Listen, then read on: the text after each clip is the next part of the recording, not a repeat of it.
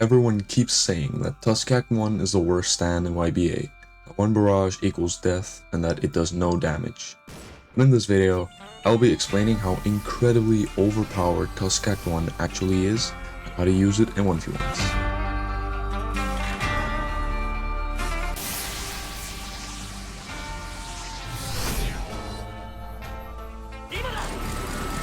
Tusk 1 has barely any moves. One of them is the reason why Tusk 1 is incredibly good. Enough talking, let's get into the moves. Nail shots. Shoot 5 nails that can be blocked. These nails do 6 damage each, and 8.2 damage with spin charge. Nail slash. You slash the enemy with your nails. This can be perfect blocked, but it also goes through block. This move does 11 damage and a lot of stun. You can combo this in almost every move. Focus nail shot. Shoot 1 nail that goes through block. This nail does 15 damage and 20.4 with spin charge. This move also stuns for a pretty long time. It combos into normal nail shots and every steel ball from spin. If you're wondering why I'm telling you all these things about spin, it's because you should use spin with Tusk 1. This spec makes it OP. I'll get into that later. Tea time. Drink a tea that heals you for 11.5 HP, 17.5 at max upgrade. Nail glide. Glide on your nail for 5 seconds. This move can be used in the air and will not be cancelled like Sticky Fingers Zipper Glide, which does get cancelled if you use it in the air. And like I said, Tusk 1 is only OP with spin, so I will also be explaining the moveset of spin. Holding G while holding a steel ball will charge your spin bar. This bar makes all of your projectile moves get a 36% damage buff. This is one of the moves that makes Tusk 1 so deadly. Golden Skin. This move is a damage reduction. It reduces every type of damage except the world over heaven by 35% if you have the max upgrade. This move lasts for 30 seconds. Make sure to spam this while using Tusk 1 to try and avoid big damage when you mess up. Steel ball. You throw a blockable steel ball towards your cursor. This move deals 10 damage with each hit, so 20 in total, and 13.6 damage each hit, 27.2 in total, when spin is charged. This is a move that you can use after focused nail shot. I will talk about combos later in the video. Double steel ball. Same as steel ball, but double.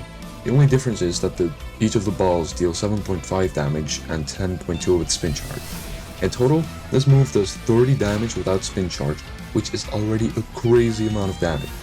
Then we get to the spin charge damage, which is 40.8. This move is one of spin's best moves. Whirling steel ball.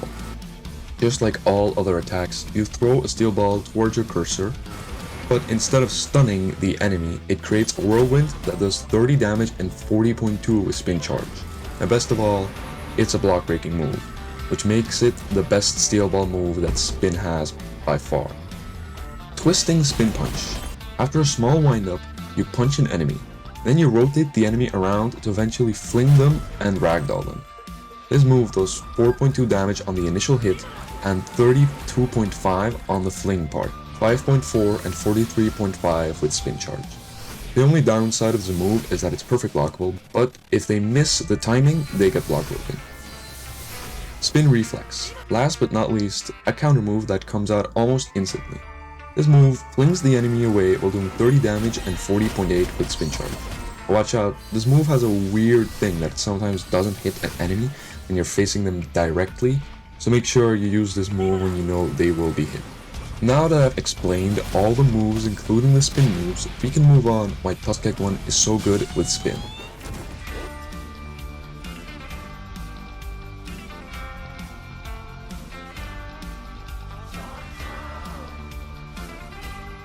Let's start off with the fact that it's canon. It's pretty cool in my opinion. But the real reason why it's so busted is the damage increase from spin and the combo potential of focus nail shot. The fact that you don't need to hold a steel ball to charge spin with Tusk is also crazy. The game plan is pretty much just running around and spamming nails and steel balls onto them. These are 3 moves that aren't projectiles are a good move to get away from someone, making every single move that Tusk 1 has good for the run and spam projectiles game plan you should be doing. I swear I've seen this before somewhere. There are some easy combos you can do. Focus nail shot into nail shots into steel ball, the double steel ball, the whirlwind ball. Now that's a lot of damage! This combo isn't entirely true, but has a really big chance of working, and if it lands, it does a fuck ton of damage. This is the main combo you should be doing all the time, but if the enemy starts blocking the steel balls that you throw after your nail shots, you should do this combo. Focus nail shot into nail shots into whirlwind. If whirlwind block breaks them, you can use steel ball, double steel ball, and after that you can dash towards them and use twisting spin punch. Finally, you can use the nail slash into both of these combos because it has such a long stun.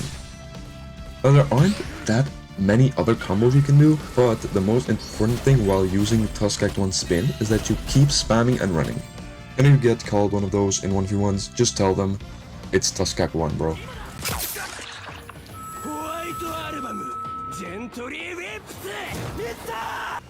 There is one stand that completely fucks you over, and that is White Album. The fact that 70% of your moves are projectiles and that White Album has a projectile redirection is the reason why White Albums are the worst thing to fight with Tusk Act 1 spin. Even if you stall out the game with your counter, nail slash, and twisting punch, it will still be a win for the White Album because the moveset that it has is really good at close range and fucks over projectile stands. But enough ranting about White Album, let's ask the question, are there any other hard counters? My answer is, maybe. The only other hard counter that I can think of is maybe Anubis because of the literal infinite stun they technically have if you aren't mashing your counter key. But for the rest, I cannot think of a stand that fully counters Tusk Act 1. But what does Tusk Act 1 hard counter? Any pluck user can should do a fuck ton of damage. Anyone dumb enough to try and barrage and walk into you, so they barrage and they start walking towards you. Any close range stand without a move against running, and last but not least, scary monsters I killed 5 times in a row yesterday during 1v1s. Sadly enough, I do not have any recording of this because I wasn't recording any background footage for the video. So, no scary monsters annihilation in this video.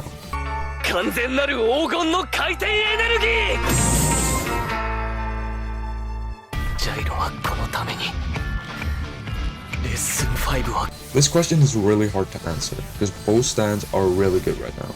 Both do a lot of damage if used correctly, but in a 1v1 scenario, who would win? Now let's take 2 top tier players. One is using Tusk Act 4 with spin, and one is using Tusk Act 1 with spin. If this is the case, I'm probably gonna root for the Tusk Act 1, because the Tusk Act 4 can really replicate the same combos. That doesn't mean that the Tusk Act 4 has nothing to use against the Tusk Act 1. Obviously has a OP infinite nail into wormhole uppercut combo, but overall if they both really play perfectly, I still think the Tusk Act 1 wins because of the sheer amount of damage that it does and the short cooldowns that it has. Now if the Act 4 has pluck, a whole different story, because they can use way more combos. Tusk Act 1 still has a chance because they obviously do a lot of damage against pluck because they have no damage reduction. Now, it's still really hard to power skill YBA stands because there's obviously a human using them and they can adapt to the enemy and find ways to beat them.